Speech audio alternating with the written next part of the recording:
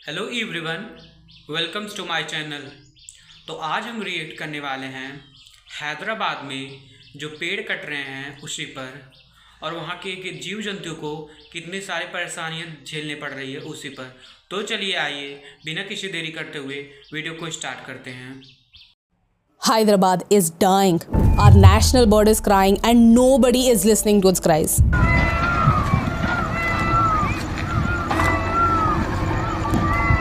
ये वीडियो देखने के बाद मुझे रोना आ गया। मुझसे पूरा वीडियो देखा भी नहीं गया। हैदराबाद यूनिवर्सिटी की 400 एकड़ की जमीन तेलंगाना गवर्नमेंट ऑक्शन करना चाहती है। वो उस एरिया को एक आईटी पार्क के लिए यूज करना चाहती है। मुझे पता है ये वीडियो हमारे बाकी वीडियोस जैसे बिल्कुल नहीं है, इसमें कोई मसाला नहीं है, तो 99% लोग इसे स्किप करेंगे। लेकिन अगर आप उन 1% में से हैं जिन्हें देश की परवाह है, और देश की ही क्यों पूरी दुनिया की परवाह है, तो इस वीडियो को एंड तक देखिए। शायद हैदराबाद का सच जानने के बाद आपको भी रोना आ जाएगा।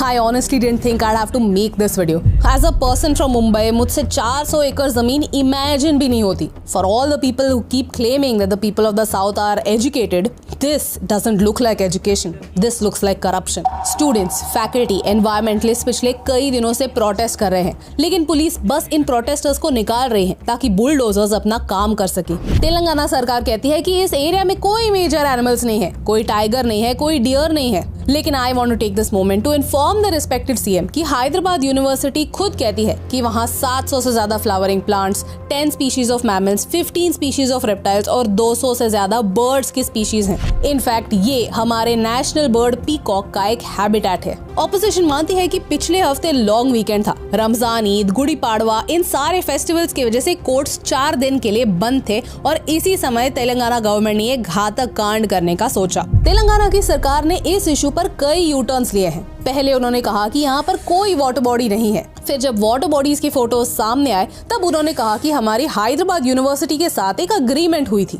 हैदराबाद यूनिवर्सिटी ने खुद ऑन रिकॉर्ड आके कहा कि हमारा सरकार के साथ कोई अग्रीमेंट नहीं है। गवर्नमेंट ने यहाँ कोई सर्वे नहीं किया, उन्होंने सिर्फ टोपोग्राफी को इंस्पेक्ट किया। इस इमेज में आप क्लियरली देख सकते हैं कि कितना डिस्ट्रक्शन गवर्नमेंट ऑलरेडी कर चुकी है। हाई कोर्ट ने ऑर्डर भी दिया कि आप अपना काम रोक दीजिए, लेकिन गवर्नमेंट फिर भी रुक नहीं रही है। पेड़ अभी भी कट रहे हैं। कुछ लोग कहते हैं कि ये लैंड तेलंगाना गवर्नमेंट का है, जिसे उन्होंने एक लंबे लीगल बैटल के बाद वापस ले लिया है। So I started reading up about it. 1970s में तेलंगाना एजिटेशन चल रहा था, और पीस नेगोशिएशन के लिए प्राइम मिनिस्टर इंदिरा गांधी ने लोकल लीडर्स के साथ नेगोशिएट किया, और उस समय की आंध्र प्रदेश गवर्नमेंट ने एक ऑर्डर पास किया to allocate 2300 acres to the Hyderabad university. For some reasons known best to the people at that time, ये लैंड ऑफिशियली हैदराबाद यूनिवर्सिटी के नाम नहीं की गई। सो टू स्पीक ये लैंड गवर्नमेंट की है, यूनिवर्सिटी की नहीं। 2004 में यही 400 एकड़ IMG भारता को एलोकेट किए थे to build a sports complex with the idea that this was a subsidiary of a US based company.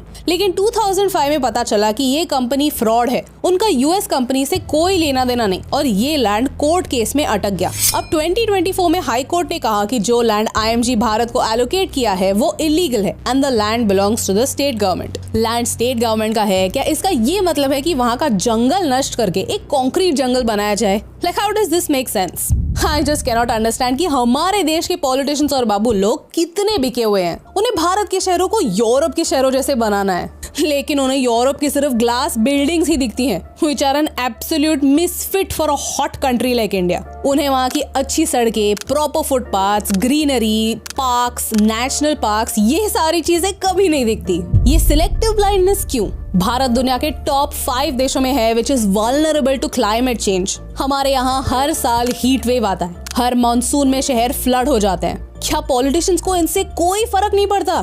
क्या सारे लोग अंधे हैं, और उन्हें वोट देने वाले भी उतने ही अंधे कि उन्हें कुछ नहीं दिखता? क्या उनके सारे लोग एग्जेम्प्ट है, या उनके पास कोई स्पेशल कवर है कि वो इन सारे प्रॉब्लम से प्रोटेक्टेड रहेंगे? अगर ऐसा कोई कवर है तो भाई हमें भी दे दो। I don't understand कि एक IT पार्क एक हिल पर बनाने की क्या जरूरत है? I have not been to many places in Telangana, so I genuinely have a question. Is there? तो ये वीडियो आपको कैसा लगा कमेंट करके जरूर बताइएगा।